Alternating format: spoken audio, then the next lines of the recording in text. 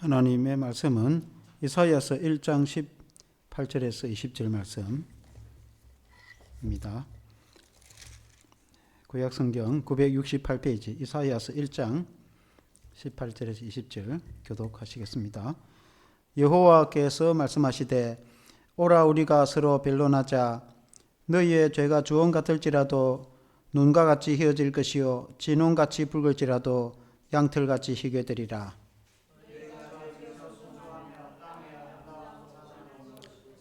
같이 너희가 거절하여 배반하면 칼에 삼켜질지라.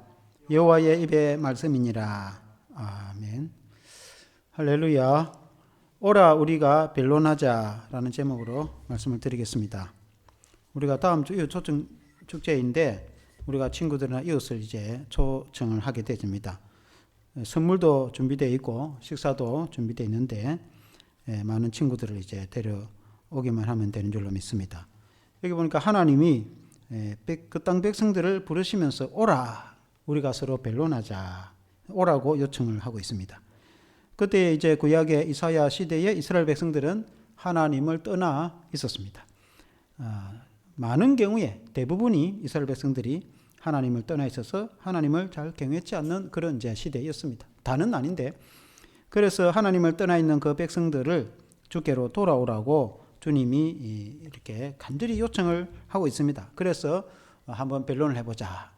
주께 돌아오기만 하면 모든 죄를 용서해 주시고 구원해 주시겠다. 그 죄가 주홍 같을지라도 눈과 같이 되고 진홍 같을지라도 양털과 같이 깨끗하게 될 것이다. 오늘 같으면 예수 그리스도의 십자가의 보혈로 깨끗하게 하여 우리를 구원하실 것이다. 그래서 아무리 죄인이라 할지라도 어느 누구이든지 주께로 돌아오기만 하면 구원을 받게 될 것이다. 그래서 주께로 돌아오라. 오늘날 우리가 이웃을 초대하여서 믿지 않는 성도들을 전도하여서 인도할 수도 있겠고 또 믿지 않는 이웃을 전도할 수도 있겠고 또 원래 믿고 교회를 다니던 사람인데 교회 생활을 하지 않고 오늘 가난한 성도라고죠. 흩어져 있는 그런 이웃들도 있습니다. 이게 이제 그들을 또 인도해서 신앙이 회복되는 것도 오늘 말씀처럼 하나님이 오라.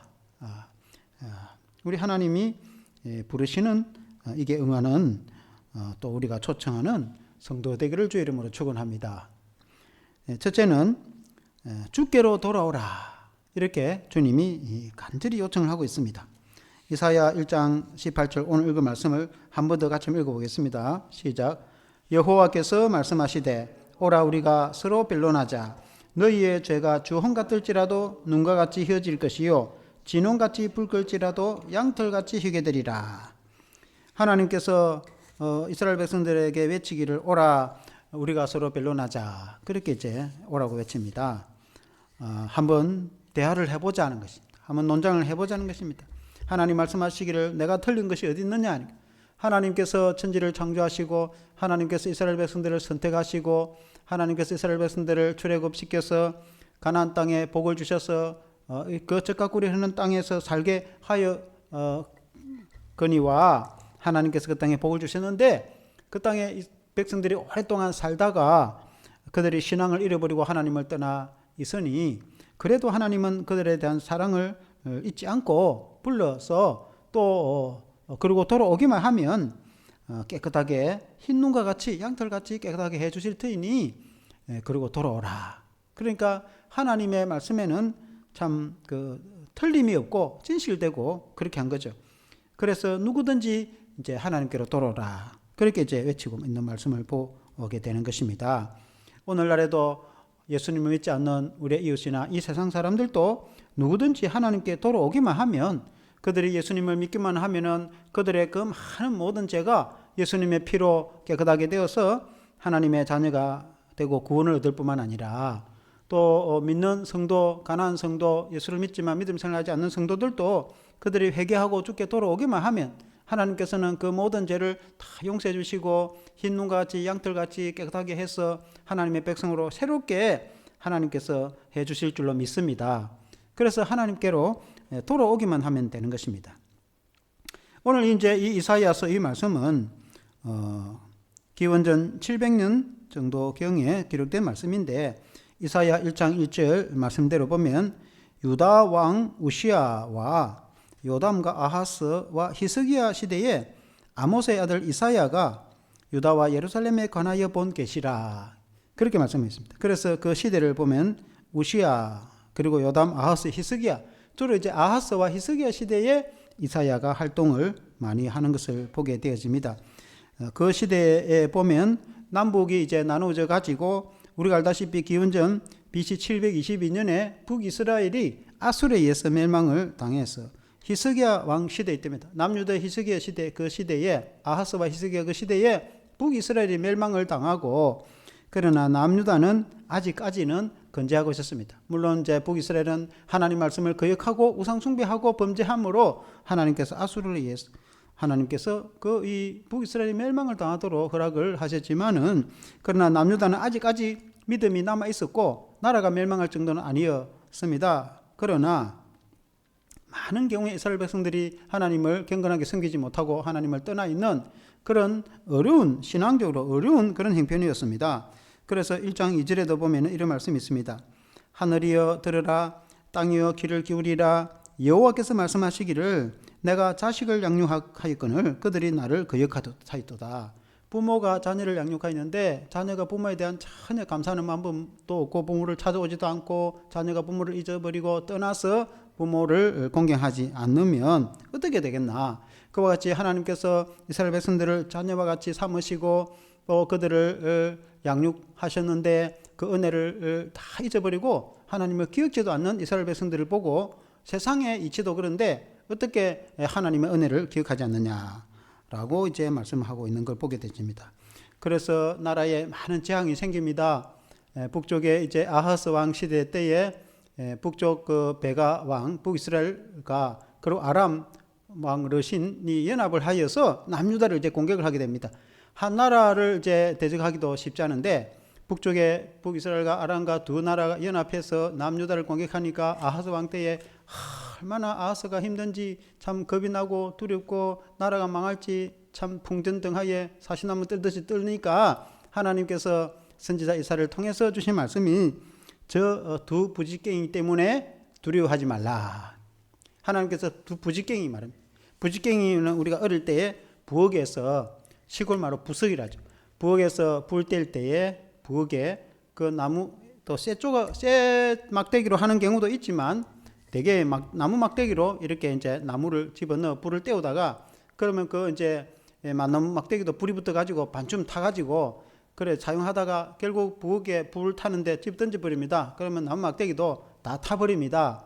그걸 이제 부지깽이라거든요. 우리가 이제 불 때우고 소주도 끓이고 많이 해봤습니다. 그 부지깽인데 불 타고 남은 그 이제 마지막 던져버리면 불 타버리고 없어지는 그런 힘없는 불 타다 남은 나무 막대기를 부지깽이라고 하는데 북이스라엘과 그 아람을 두 부지깽이라고 하나님 말씀합니다.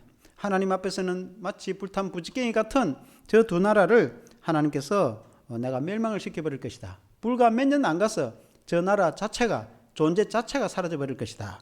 지금은 남유다가 그 이 두 나라의 공격을 받아서 위험하지만은 하나님께서 남유다를 지켜주시고 하나님께서 그 북쪽의 두 나라를 완전히 썰어버려서 그 두 나라가 나라 자체가 멸망이 돼서 존재 자체가 사라져 버릴 것이라고 그렇게 말씀하셨는데 실제로 나중에 아수르라는 제국이 일어나 가지고 그 두 나라를 완전히 멸망을 시켜버립니다. 그러나 남유다는 살아남습니다. 그때까지만 해도 하나님께서 남유다에 은혜를 베풀어 주셨다. 이제 그런 말씀. 은혜를 베풀어 주셨다고 하더라도 남유다가 그러면 믿음이 좋고 하나님을 잘 경외하고 나라가 정의로운 나라냐? 그렇지 않아요. 하나님의 은혜로 겨우 목숨만 부지하는 그런 시대였습니다. 8절에 보면 딱 이렇게 표현을 합니다. 딸 시온은 포도원의 망대같이 참외밭의 원두막같이 에워싸인 성읍같이 개운하마도다. 우리가 어릴 때에 이 참외밭이나 포도 수박밭에 보면은 원두막이 있어요. 그 원두막이 있고 이제 이 수박밭이 있으면은 수박밭도 다 점령을 당해버리고 도둑대들한테 원두막만 떡 남아있는 그런 형태. 그러니까 거의 목숨만 부지하는 그런 표현을 남유다에 표현한 겁니다. 남유다가 나라가 살아있기는 하지만 실제로 북쪽에 아수르 제국이 내려와가지고 아람과 북이스라엘과 북쪽의 나라들을 다 멸망시켜버리고 심지어 남쪽의 애국까지 점령해버립니다. 그러나 이 유다 땅을 짓밟고 지나가면서 유다 예루살렘만 싹 살아남습니다. 하나님이 그걸 살아남겨줍니다. 목숨만 살아남겨줍니다.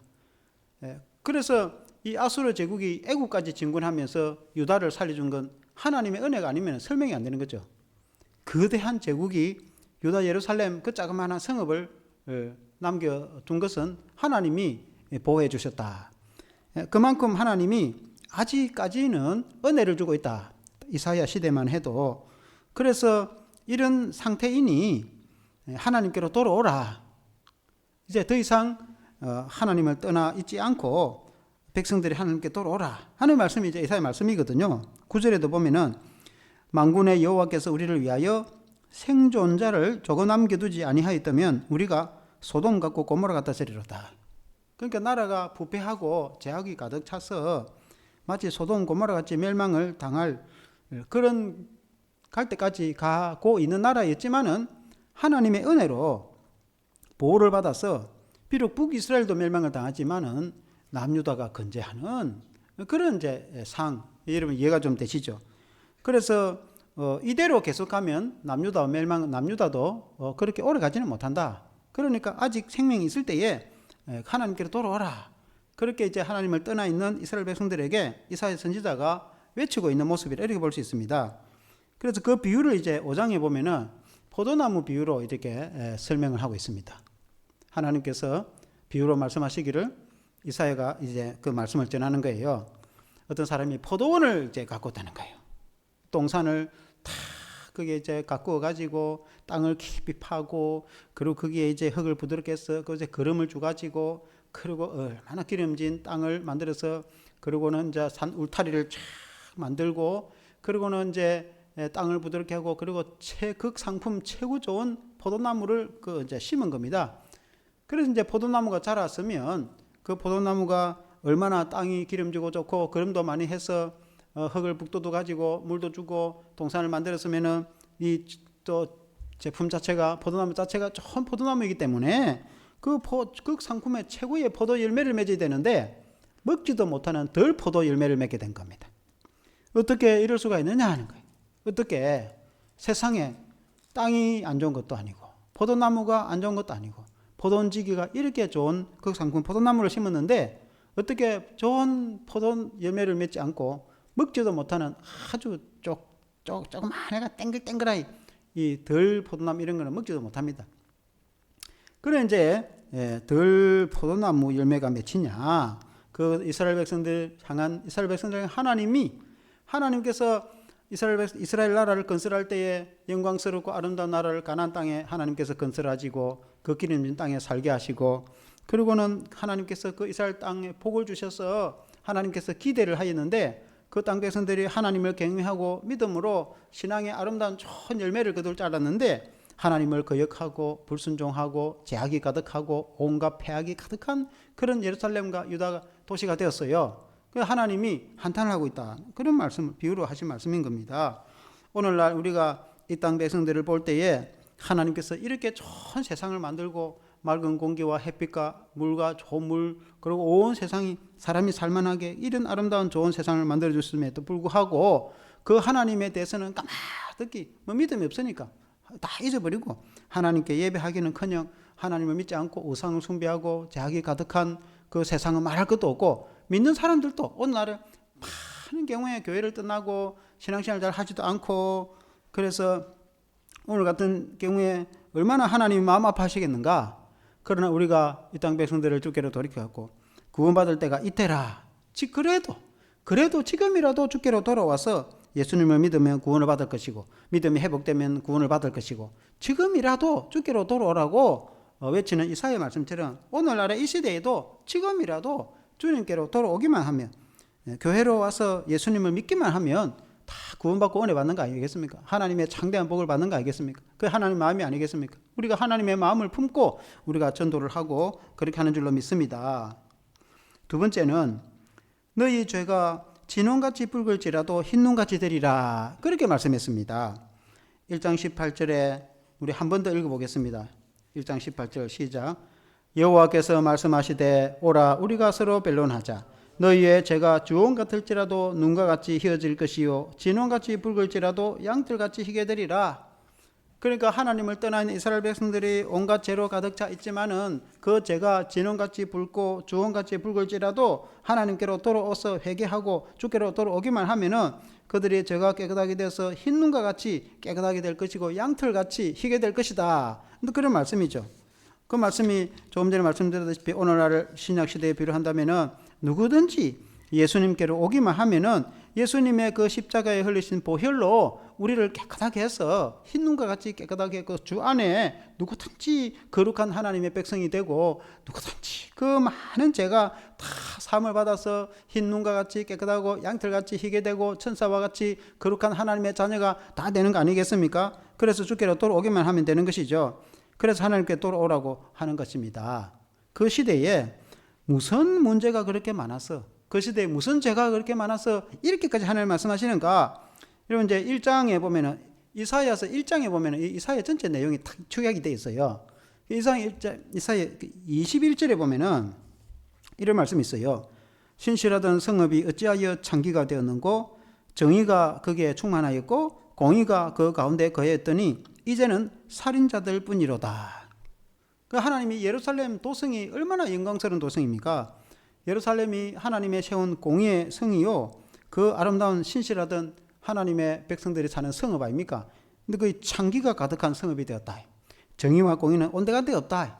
그러니까 얼마나 불법과 부패가 가득하고 음란하고 악한 도시가 되었다 그 말 아닙니까? 왜 예루살렘이 그렇게 됐는가?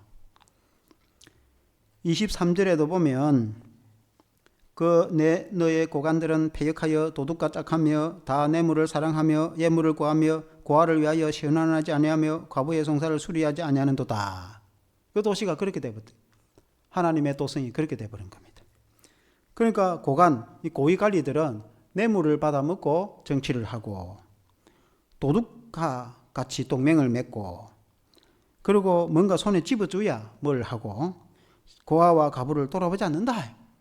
재판을 억울하게 한다. 고아와 과부는 힘없는 백성들 아닙니까? 오늘 우리가 이 시대를 돌이켜 볼 때에 물론 이제 이 시대하고 똑같다고 볼 수는 없지만은 나라는 정의롭고 공의로워야 되고 재판은 공정해야 되잖아요. 근데 만일 재판관이 뇌물을 받아가지고 고아와 과부는 약한 사람들을 재판을 억울하게 해가지고 부자의 편에 손을 들고 또 이제 권력 있는 사람들의 편을 들고 그렇게 하면은 안 되죠. 그렇게 하면 안 되죠.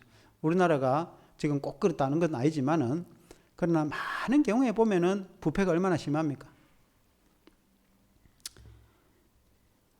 오늘날 보면은 사람들이 다 땅 투기를 해갖고 나라가 50억 클럽을 만들어가지고 어떻게 해서 50억을 갑자기 버는?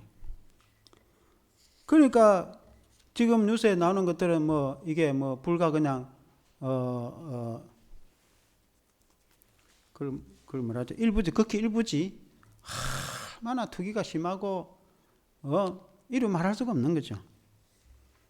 많은 경우에 재판도 억울한 것도 많고 바른 재판도 있지만은 그 정권이 바뀌면 재판이 틀어져버리잖아요. 딱 정권 바뀌고 그때 그 아니다 이럴 때 보잖아요. 그때 막 재판을 해가지고 감옥 가고 했는데 나중에 보니까 그 전부 아니다고 지금은 거꾸로 또 다 재판하고. 그러면 정권 바뀌면 재판이 바뀔 것 같으면은 그 법대로 재판한 게 아니고 그건 정치한 거잖아요. 정치. 그러니까 오늘 시대가 무조건 우리가 다 부패한 건 아닌데 많은 경우에 그런 경우가 있다 이 말입니다. 그리고 오늘도 은행 이자가 높이가 2배로 올라가고 장사하고 하는 소상공인들 그 시민들이 얼마나 먹고 살기 힘든지 모릅니다. 그러니까 뭐 이자가 그 은행에서 지금 돈을 벌어갖고 돈 지체를 하지 못해요. 지금 그 물가가 올라가고 집값이 하도 올라가니까 그걸 잡기 위해서 은행 이자를 확 올려놨단 말입니다. 미국도 그렇고 한국도 그렇고. 그러니까 이제 뭐 대출 못 내니까 집을 이제 돈 내가 집 안 사고 그러니까 집값이 안 올라가고 정지가 됐는데 그렇게 하라고 한 것이 이제 은행 이자를 높이 놨더만은 돈을 번내는 은행이라. 은행에서 막 돈을 얼마나 벌었든지 막. 그러니까 한 해 동안 번 돈이 삼성, LG, 또 어디고 그 우리나라 세계 기업 합한 것보다 은행에서 번 돈이 더 많다더라고. 그러니까 지금 뭐 은행에서 뭐 도둑질한 건 아니고 이자가 높아갖고 번 돈이지. 은행이 열심히 땀 흘려가 번 돈도 아니고 자기들이 어떤 좋은 아이디어를 내가지고 번 돈 아니고 정부가 이자를 높이니까 그냥 은행에서 그냥 횡재지 횡재 그냥 엄청난 돈을 제가 벌었던 게 삼성, LG, 현대가 1년 동안 번 돈보다도 대한민국에서 은행에서 가만 앉아서 번 돈이 훨씬 더 많다 이 말이에요. 그 은행에서 돈을 버는 게 뭐 자체는 나쁜 건 아니죠. 시민들이 피를 흘리는 게 문제예요. 시민들이 싹바지 한 달 벌어봐야 그 은행 이자 내고 나면은 먹을 게 없어. 그러니까 돈 월급 많이 받는 사람들은 그냥 겨우 살아가는데 진짜 월급이 작은 사람들은 겨우 한 달 허덕이고 살아가야 돼. 오늘 이 시대가. 하도 땅 투기를 해갖고 땅값을 집값을 서울 아깝들 130억 50억 집값을 올리나 놓으니까 젊은 사람들 집도 못 사고 결혼도 안 하고 애도 안 낳고 그게 문제 아닙니까? 그게 문제예요. 그게 문제가 아니면 뭐가 문제입니까? 그게 문제란 말입니다. 그게. 그러니까 청년들이 장가도 안 가고 애도 안 낳고 문제가 되는 거 아닙니까? 집 사기 힘드니까.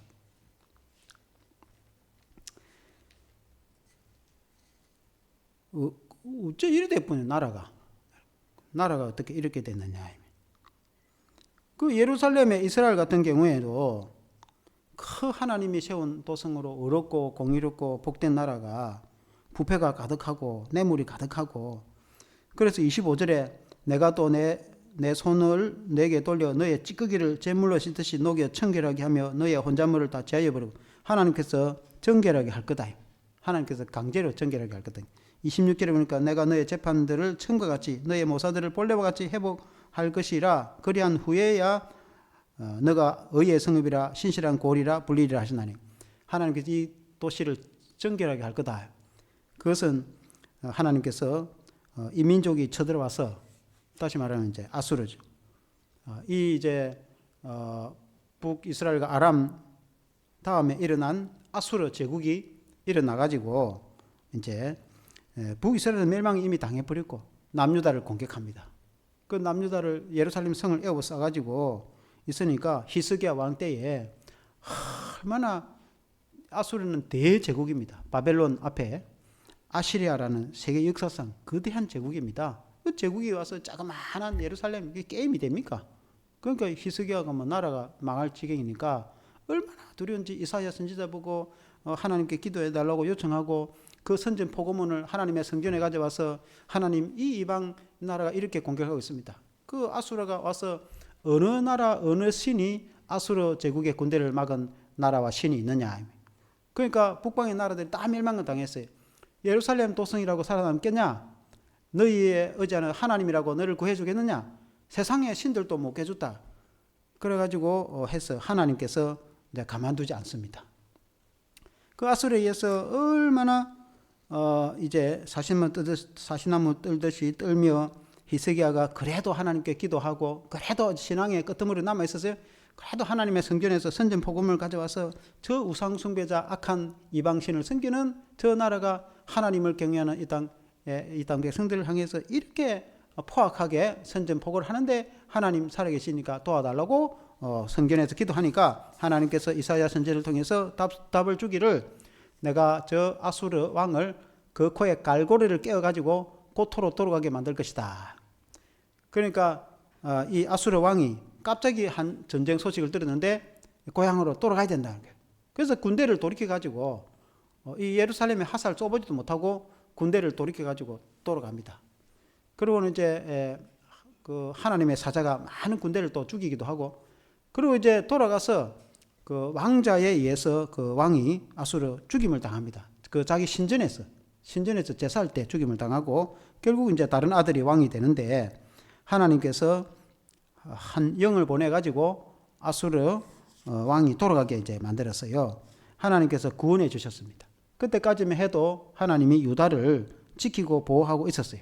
이사야 같은 선지자들이 있어서 하나님께 기도하고 그래도 남아서 하나님께 기도하는 백성들이 있었기 때문에 일부지만은 근데 대다수 사람들은 하나님을 떠나서 하나님께 예배 드리지도 않고 그렇게 이제 또 나라와 사회가 부패했지만은 그래도 일부 사람들 중에 기도하는 사람들이 있었고 이사야 같은 위대한 선지자가 있었고 그 땅 백성들 가운데 일부가 하나님께 부르짖고 기도하는 사람들이 있어서 하나님께서 역사를 하니까 하나님께서 아수르가 돌아가게 만들었어요. 그래서 고난의 세월을 보내고 하나님께서 이 나라의 신앙이 회복되도록 연단을 시키는 그런 모습을 보게 되어집니다. 전쟁이 안 일어나면 좋겠지만 전쟁이 일어나가지고 그들이 하나님께 부르짖고 기도하고 신앙이 회복되는 모습을 보게 되어진다 그 말입니다. 많은 고난을 통해서 그 잿물로 죄를 깨끗이 씻듯이 연단을 받아서 신앙이 회복되는 경우가 많이 있다. 나라도 그렇고 개인도 그렇고 그냥 가만히 놔두면 죄로에서 부패하고 타락할 텐데 하나님께서 고난을 주고 고통을 주고 고통의 세월을 보내 정신에 주지 하나님께 부르짖고 기도하고 기도 외에는 생각할 수 있는 게 없고 그렇게 하면 또 하나님 앞에 정결을 하고 하나님만 의지하고 세상 죄를 따라가지 않고 그 인간이 그렇다 이 말이에요. 인간이 먹고 살만하고 배부르고 가만히 놔두면 죄에 타락해가지고 확 빠져버린다 이 말이에요. 사람이라는 게.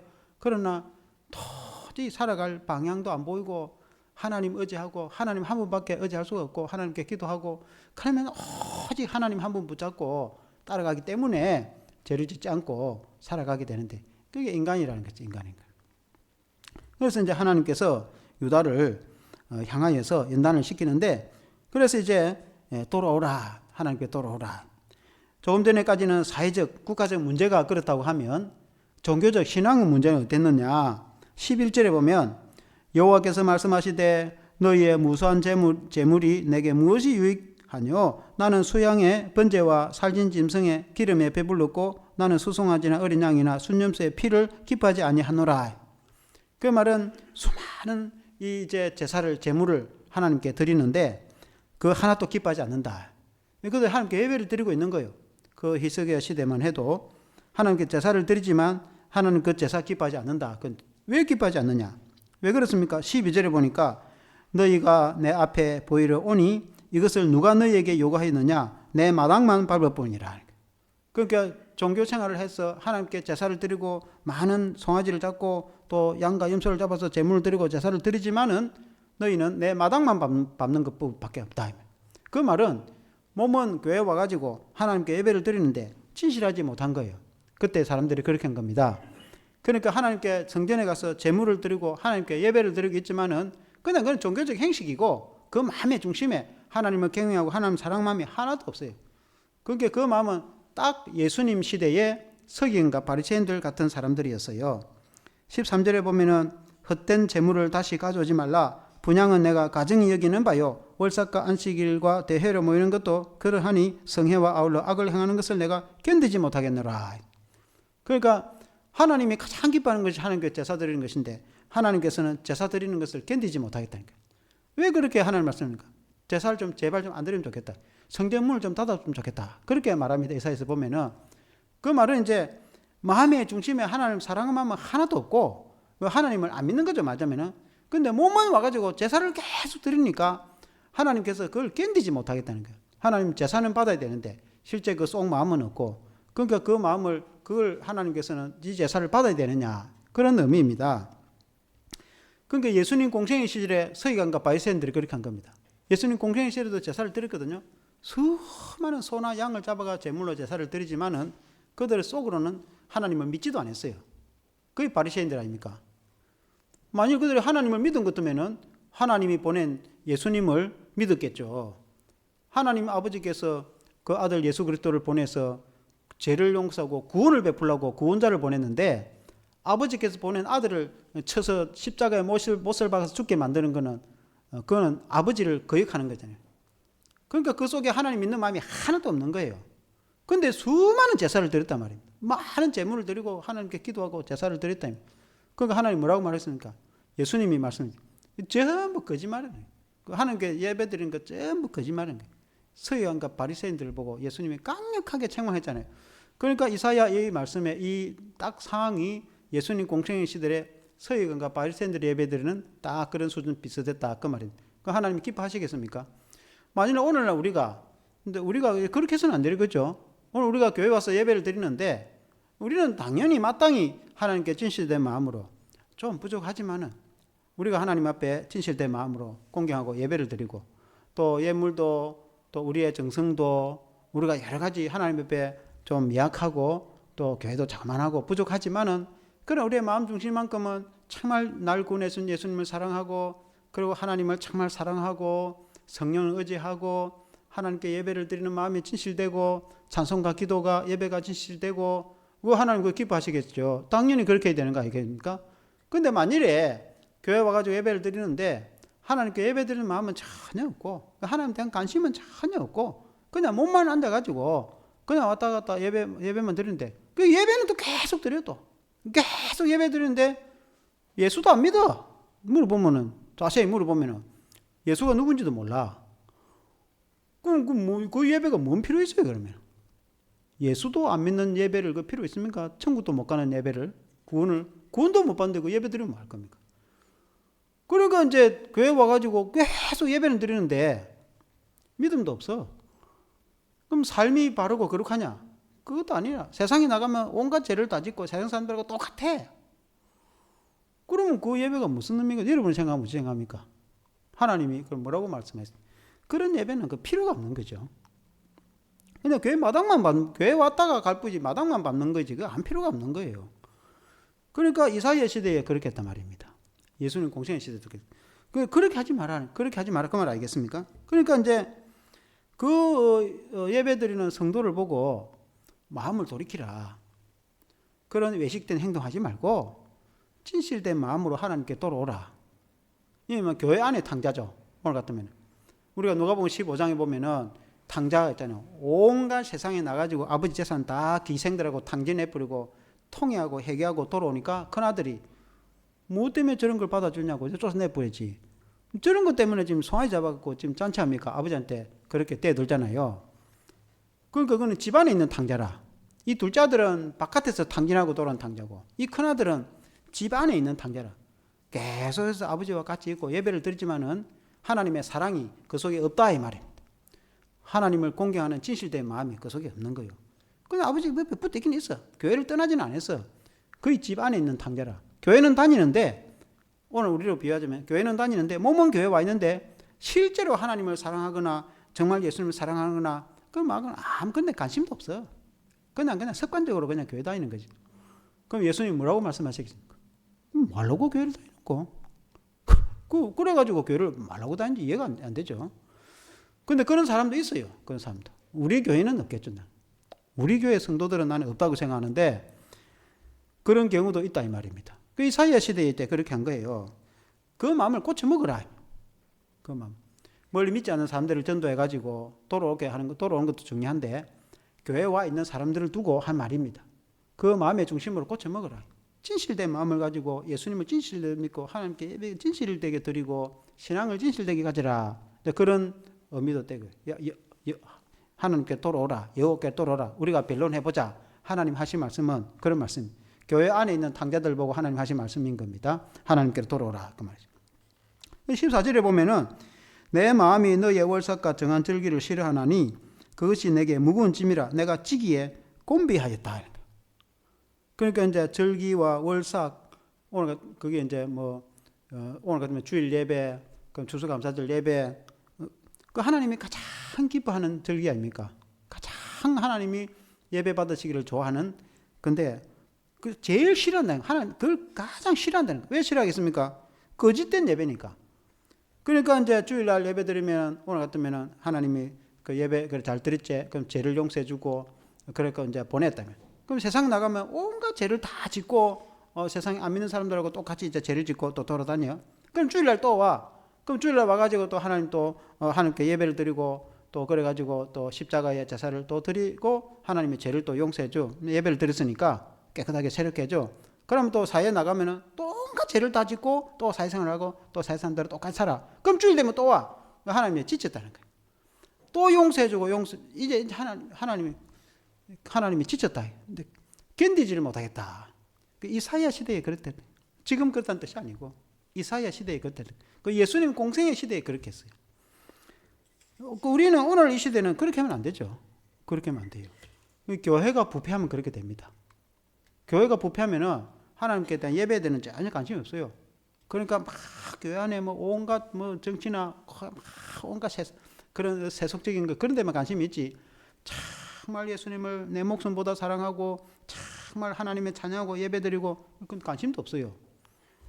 그 교회가 부패하면 그래 될 수 있어요. 시대적으로. 우리는 그런 걸 경계해야 되는 것이죠. 그 이사야 시대에 그런 경우 있었어요. 그래서 그 고쳐 먹어라. 마음을 고쳐 먹어라. 이제 그런 의미도 됩니다. 그 15절에 보면은 너희가 손을 펼 때에 내가 내 눈을 너희에게서 가리고 너희가 많이 기도할지라도 내가 듣지 아니하리니 이는 너희의 손에 피가 가득함이라. 너희 아무리 기도해도 기도 안 들어줄 거다. 왜냐하면 너희의 손에 피가 가득한 거. 그러니까 세상에 나가서 온갖 죄를 짓고 또 부패하고 또 뇌물과 그 부정한 재판과 그런 다 부당한 그런 일을 하고 교회 와서는 또 거룩하게 이렇게 또 손을 들고 예배 들고 기도를 하니까 하나님이 그런 기도 안 들어줄 거다. 그런 기도를 하나님이 너희 손이나 깨끗하게 하고 하나님께 예배를 드리라. 그런 의미거든요. 그래서 그럼 어떻게 하라는 거냐? 16절에 보면 너희는 스스로 씻으며 스스로 깨끗하게 하여 내 목전에서 너희 악한 행실을 버리고 행악을 거치고 그 스스로 깨끗하게 해라. 자악에서 떠나라. 우리가 뭐 이사야 시대처럼 뭐 그런 뭐 성도는 아니고 그래서 이제 이사야 시대가 그러면 있었는데 그 죄악을 버리고 깨끗하게 해서 그 행악, 악을 그치라. 그 행악, 악이라는 것은 사회적으로 말하면은 부정부패하고 부도덕하고 악한 뭐 뇌물을 받고 부당하게 재판하고 막 그렇게 그 교인들이 그렇게 했다면 교회 장로나 집사가 재판관이면은 만일에 오늘날 교회 다니는 집사가 장로인데 법관이고 그 재판관이다. 근데 정당하게 공정하게 재판을 해야 되는데 뇌물 받고 억울한 재판을 해버렸다. 그것도 주일날 교회 가서 예배는 드리고 그거 안 된다 그 말 알겠습니까? 그런 일 다시는 하지 마라. 그런 뜻이죠. 17절에 보면 선행을 배우며 정의를 구하고 학대받는 자를 도와주며 고아를 위하여 신원하며 가부를 위해서 변호하라. 선을 행하라. 정의를 행하고 악을 행하지 말고 그 고쳐 먹어라. 마음을 고쳐 먹어라. 그리고는 고아와 가부를 돌아보라. 그 말 아닙니까? 오늘 우리로 말하면은 우리가 교회를 다니면서 사회에 나가서 바르게 살고 그리고 또 신앙생활을 하면서 가난한 자들을 도와주고 또 고아나 가부나 장애자나 약한 자를 돌보고 그런 자를 돌봐야지. 그런 일을 마땅히 교회가 해야 되는 거죠. 그런 일을 하면서 그런 선한 일을 하면서 하나님께 예배드리고 기도하고 전도해라. 하나님 당연히 복을 주시는 거죠. 그렇게 하라고 말씀하고 있습니다. 아멘. 그래서 이제 결론은 주께로 돌아와서 구원을 받으라. 그래서 오늘날 뭐 우리 교회 성도가 뭐 그렇다 그런 의미는 아니고 오늘 우리가 이제 사회를 볼 때 우리가 이사야 시대처럼 또 똑같은 건 아니에요. 그 사회 그때 시대와 완전히 똑같은 건 아니죠. 그러나 비유를 하자면 오늘날 우리 사회가 바르고 좋고 좋은 사회고 또 평안하고 부유롭고 이렇게 먹고 살만한 좋은 사회인 반면에 또 그 내부에는 뭐 많은 죄도 있고 부패도 있고 부정도 있고 그 뉴스에 계속 나오는 게 그거 아닙니까? 애 낳아가지고 뭐 변속하는데 집 던져버리고 이 시대가 어떻게 된 파인지 뭐 이렇게 됐잖아요. 온갖 뭐 결혼 안 하고 그러니까 뭐 부정하고 부도덕하고 젊은 애들이 우리가 상상도 못하는 뭐 그런 일들이 오늘 사이에 일어나고 있는데 그런 일이 이제 없어지고 하나님께로 돌아와야 되겠죠. 사람들이 하나님께로 돌아오고 또 이제 원래 믿던 사람, 믿음 있는 사람인데 교회를 떠나서 그걸 가난한 성도라고 해요. 가난한 성도.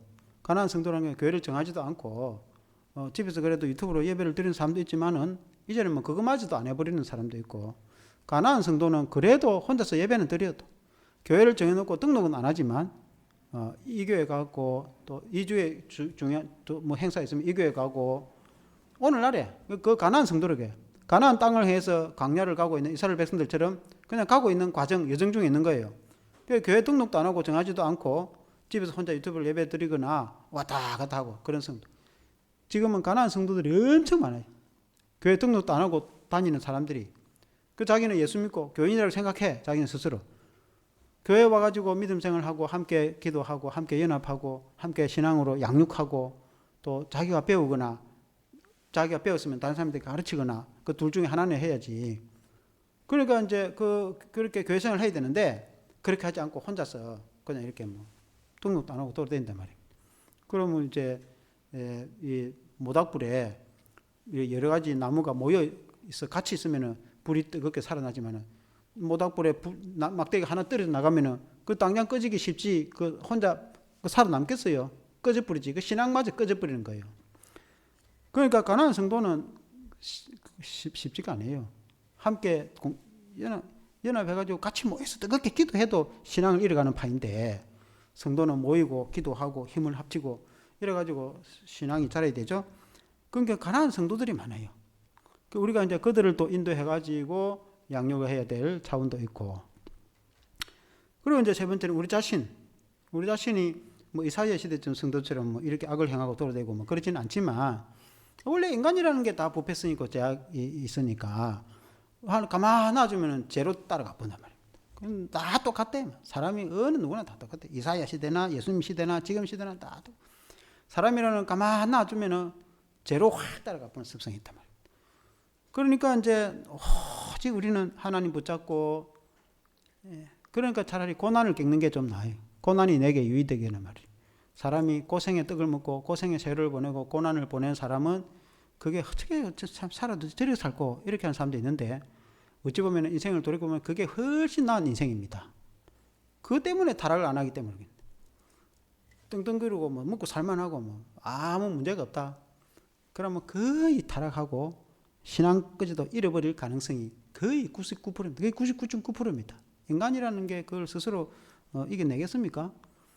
그러나 이제 뭐 우리는 고난을 겪든 안 겪든 다 오직 예수님 한 분 붙잡고 믿음 따라 살아보려고 발버둥을 치고 주님 따라 살고 또 우리 주님이 명령했으니까 전도하라고 했으니까 또 전도하고 그리 해도 우리가 인간이 죄인이다 보니까 넘어지고 실수하고 원망하고 범죄하고 또 돌이켜서 회개하고 또 가다가 자빠지고 가만 돌이켜보니까 이거 참 하나님 앞에 잘못됐구나 또 회개하고 수없이 회개할 게 많은데 그래서 우리는 하나님 앞에 우리 자신을 각자가 이제 다 다른 거죠.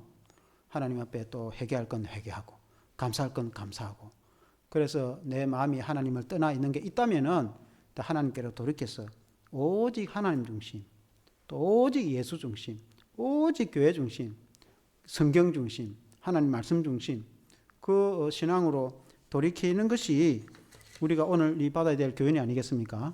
우리가 그렇게 될 줄로 믿습니다. 한번 기도하겠습니다. 하나님 아버지 오늘 이사야서의 1장의 말씀처럼 여호와께서 말씀하시기를 오라 우리가 서로 변론하자. 하나님께서 오라고 간절하게 부르시는 모습을 보게 되어집니다.